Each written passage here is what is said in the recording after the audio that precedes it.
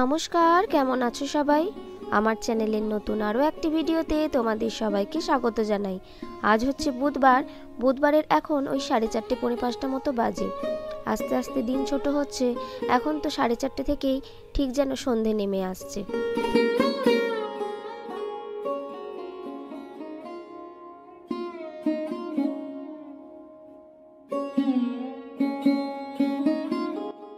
অন্যান্য বছর কালী পুজোর দিন বেশ ভালোই ঠান্ডা লাগে।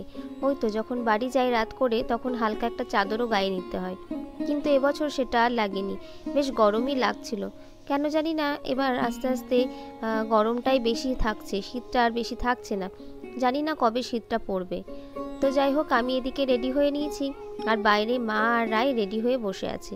আমার চুলটা আঁচড়ালেই হয়ে যাবে। আর দিদিও ওদিকে সন্ধে দিয়ে দিয়েছে। সন্ধে দিয়ে নামছে দিদি আর বিকি। তো এই কজনে মিলে আমরা কোথায় যাচ্ছি? দাঁড়াও, তোমাদেরকে তো বলবোই, আর তোমাদেরকে সঙ্গেও নিয়ে যাব সেখানে।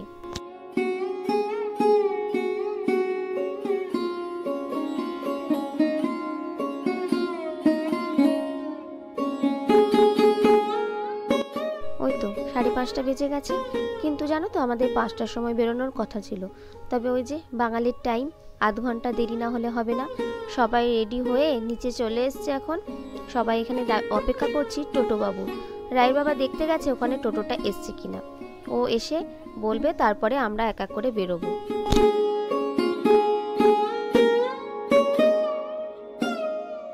ওই তো ও এসে বলল টোটোও চলে এসছে, সেই জন্য আমরা বেরিয়ে পড়েছি। তবে গলির মুখটাতে টোটোটা এসে দাঁড়ায়নি, তার কারণ রাস্তাটায় জ্যাম লেগে গেছে। কারণ বৃষ্টিটা ভাঙার পর এই দিক দিয়ে বেশিরভাগ গাড়ি যাতায়াত করে, সেই জন্য। আর ট্রেন চললে ওই লেভেল মানে লাইনের ক্রসিংটাই গেট পড়ে থাকলে একটু জ্যাম লেগে যায় রাস্তাতে। যাই হোক, ভালোই জ্যাম ছেড়ে গেল। আমরাও এবার দুগ্গা করে রওনা দিয়ে দিলাম আর কি। দাঁড়াও, কোথায় যাচ্ছি সেটাই তো বলা হয়নি। আমরা যাচ্ছি নদীর ওই পারে, মানে ওখানে সেই গোবিন্দ মন্দির করেছে, যেটা মানে অনেকটাই ওই বৃন্দাবনের আদলে, মানে বৃন্দাবনের মন্দিরের আদলে, সেখানেই যাচ্ছি। দেখো এত কাছে মন্দিরটা, মানে এত সুন্দর একটা মন্দির, তবুও আমরা যেতে পারি না। দূর দূরান্ত থেকে কত মানুষ আসে দর্শন করতে। ওটাই হয় মনে হয়। এই যে আমাদের কাছেই নন্দেশ্বরীতলা আছে, মা নন্দেশ্বরীতলা, তো এখানেও আসা হয় না, ওই মাঝে সাঝে কখনো সখনো। তো যাই হোক, আজকে হঠাৎই প্ল্যান করা হলো যে দিদি বলল যাবো ওখানে, তো হঠাৎই সব কিছু এরকম হঠাৎ প্ল্যান করলেই মনে হয় সব জায়গা যাওয়া হয়, তাই না?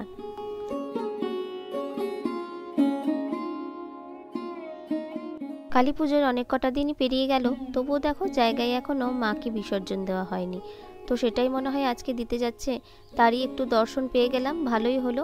এবার আমরা নদীর ওপর দিয়ে যাচ্ছি।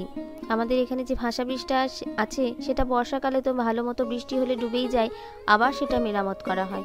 এই যে এই ওপর দিয়ে যাচ্ছি, একদিকে যাওয়ার রাস্তা একদিকে আসার। আর মাঝখানে এই যে ইয়েগুলো পাইপগুলো দেওয়া আছে, তার মধ্যে দিয়ে জলের স্রোতগুলো দেখছো কীরকম, মানে এখানটায় এইটুকু মানে ফাঁক আছে, তাতেই যা মানে এমনভাবে জলের স্রোতটা বইছে, দেখেই ভয় করছে। আর টোটোটাও এমনভাবে চলছে না, মনে হচ্ছে যেন এখানেই পড়ে যায়, মানে পড়ে যাব আর কি। তো সেই জন্য বললাম যে আমাদের যদি নামতে হয় আমরা নেমেই যাই। অন্ধকারে পেরোচ্ছি তো, তাই অন্ধকারে সেরকম ভালো মতো কিছু দেখা যাচ্ছে না। তবুও ওই যে গাড়ির হেডলাইটের আলোতে যতটুকু দেখাতে পারছি তোমাদের সঙ্গে শেয়ার করছি।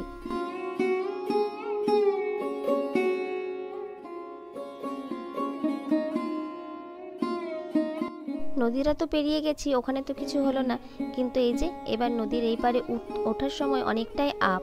তো সেই জন্য সবাই মিলে টোটোতে বসে থাকলে টোটোটা আর ওঠানো যাবে না, সেই জন্য আমরা সবাই নেমে গেছি, মা কেবল বসে আছে। আর দেখো এখানেও এসে দেখছি রাস্তায় জ্যাম লেগে আছে। দাঁড়াও, ঝটপট আগে টোটোতে উঠে যাই। উঠে গিয়ে এইবার ফাঁকা রাস্তা, এবার বোঝা যাচ্ছে না একটু ঠান্ডা করছে। অতক্ষণ মানে ভিড়ভাট্টার মধ্যে এলাম তো, রাস্তাতে অতটা ফাঁকা ছিল না, তো সেরকমটা মনে হয়নি। এই যে কথা বলতে বলতে তোমাদের সঙ্গে চলে এসেছি মন্দিরের কাছাকাছি। মন্দিরটা কি অপূর্ব লাগছে তাই না? চারিদিকটা মানে চূড়ার চারিদিকটা লাইটিংয়ে ভর্তি।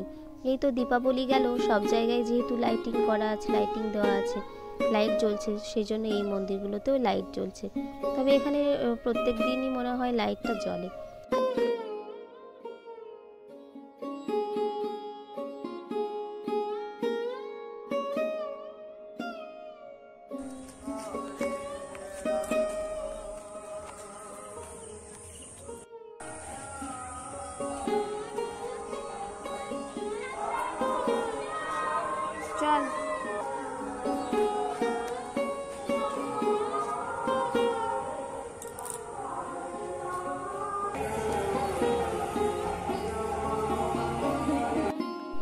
চলে এসেছি। এখন এই বড় হল রুমটা পেরিয়ে তারপরে মন্দিরে যাবার রাস্তা।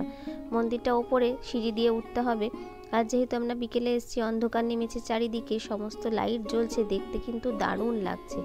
আর আমরা এই সময়টা কেন বেছে নিয়েছি বলো তো? এই সময়টা এসেছি তার কারণ এখন সন্ধ্যা আরতি হবে, সেটাই দেখব বলে। এত দূরে আসছি, যদি এই ভালো জিনিসটা যদি নাই বা দেখতে পেলাম, তাহলে আর কিসের আশা? আশাটা মনে হয় এবার সার্থক হবে, কারণ সন্ধ্যা আরতি শুরু হয়নি এখনও।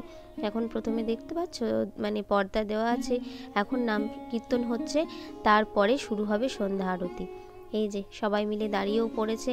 প্রথমে এখন তুলসী মায়ের বন্দনা হচ্ছে, তারপরে আস্তে আস্তে আরতির সমস্ত কিছু শুরু হবে।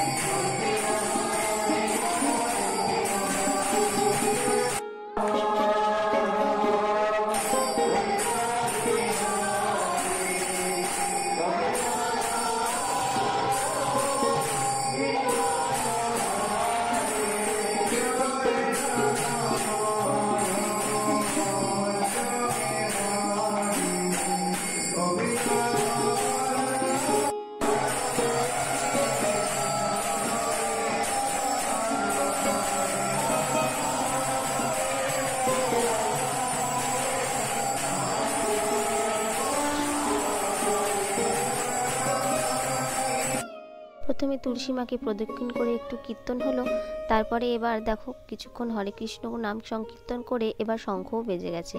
এবার দ্বার খোলা হবে, আর সবাই দাঁড়িয়ে আছে, যেহেতু আরতি হবে সেই জন্য সবাই দাঁড়িয়ে আছে।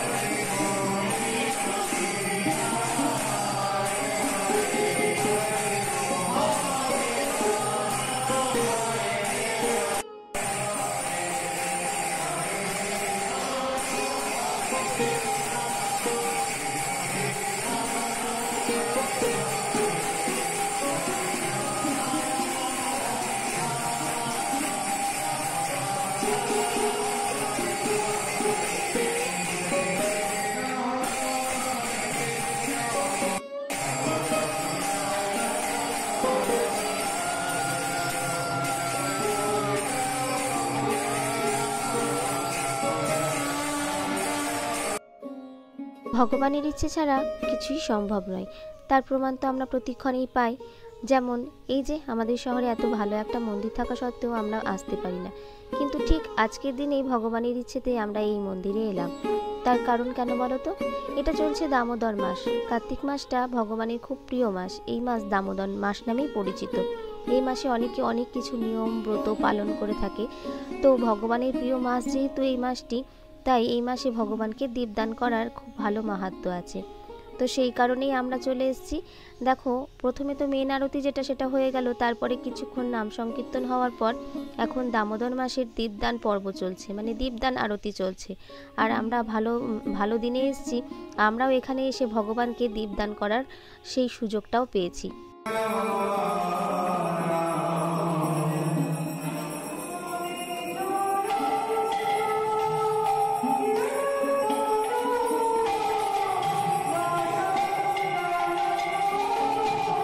ভেতরে দীপদান আরতি শেষ হয়ে গেছে, এবার আমরা বাইরে এসেছি দীপদান করব বলে। ওই যে তোমাদের বললাম না, আমরা এখানে এসে ভগবানকে দীপদানের সৌভাগ্যটুকু পেয়েছি, তো এখানে এসেছি।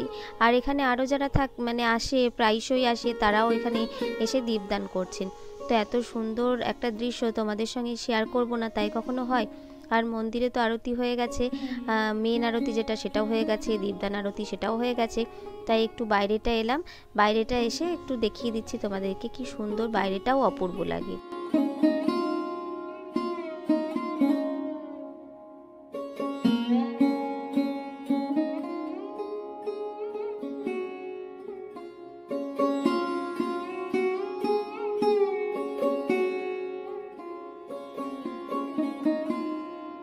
এখানে আসাটা আমাদের আজকে সার্থক হলো।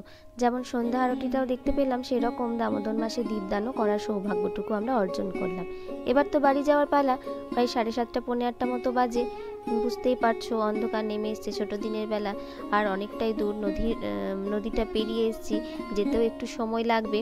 তো সেই জন্য দেখো এবার আমরা নেমে এসেছি, এখানে কিছু ছবি তুলে নিলাম। আর জায়গাটা যেহেতু বড় অনেকটাই, রায় দেখো ছুটে ছুটে খেলে বেড়াচ্ছে।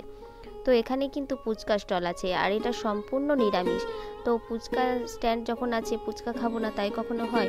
তো সেই জন্য আমরা আজকে ফুচকা খেয়ে নিলাম। কিন্তু রায় তো জানো, ও পাপড়ি চাটের ভক্ত, পাপড়ি চাট খুব ভালোবাসে। তো প্রথমে আমি বললাম যে না, আর পাপড়ি চাট বানাতে হবে না, পাপড়ি চাট বানাতে লাগলে অনেকটাই সময় নষ্ট হয়ে যাবে, তো ফুচকাই খেয়ে নে। তো সেই জন্য সবাই মিলে এখন ফুচকাটা খেয়ে নিলাম। সবাই মিলে বলতে আমি, বিকি আর রায়, এই 3 জনেই খেলাম, কারণ দিদিও অতটা পছন্দ করে না, আর মাও খাবে না, সেই জন্য ওরা খেলো না। তো আমরা ফুচকা টুচকা খেয়ে নিয়ে তারপরে এবার পাপড়ি চাটের ইচ্ছেটাও ওদের কিন্তু পূরণ হলো। তবে আমি আর খাইনি, ওরা 2 ভাই বোনেই পাপড়ি চাটটা নিয়েছে। এই যে পাপড়ি চাটটাও দিয়ে দিল। নিরামিষ হলেও ফুচকাটা কিন্তু অসম্ভব সুন্দর করেছে। আর আমরা যে ওই পারে আমাদের ওখানে যে ফুচকাটা খাই সেটাও কিন্তু নিরামিষ। তোমাদের তো এর আগেও বলেছি যে নিরামিষ হলেও কিন্তু ফুচকাটা খেতে খুব সুন্দর হয়। তো যাই হোক, এদিকে রায় পাপড়ি চাট হাতে নিয়ে নিয়েছে, ওরা 2 ভাই বোনে পাপড়ি চাটটা হাতে নিয়ে নিয়েছে। এবার চলে এসেছি আমরা টোটো ধরতে, কারণ মন্দির থেকে কিছুটা দূরে ওই মেন রোডেই টোটোটা দাঁড়িয়ে ছিল। এই যে মা দিদি ওরা টোটোতে উঠে বসেই ছিল আগে থেকে। আর এই যে এবার লাইটগুলো কিন্তু মন্দিরের বন্ধ করে দিয়েছে। আমরাও চললাম বাড়ির উদ্দেশ্যে। ওরা 2 ভাই বোনে পাপড়ি চাটটা খেতে খেতে চললো। তো চলো, আজকের ভিডিওটা এখানেই শেষ করলাম। ভিডিও ভালো লাগলে অবশ্যই একটা লাইক কমেন্ট শেয়ার করতে ভুলো না। তোমরা যারা আমার চ্যানেলে নতুন, তারা প্লিজ চ্যানেলটিকে সাবস্ক্রাইব করে পাশে থেকো। আর যারা সাবস্ক্রাইব করেছো তাদেরকে অনেক ধন্যবাদ। তোমাদের সঙ্গে দেখা হবে নতুন আরও একটি ভিডিওতে। তোমরা সবাই ভালো থেকো, সুস্থ থেকো, সাবধানে থেকো। Love you all and tata.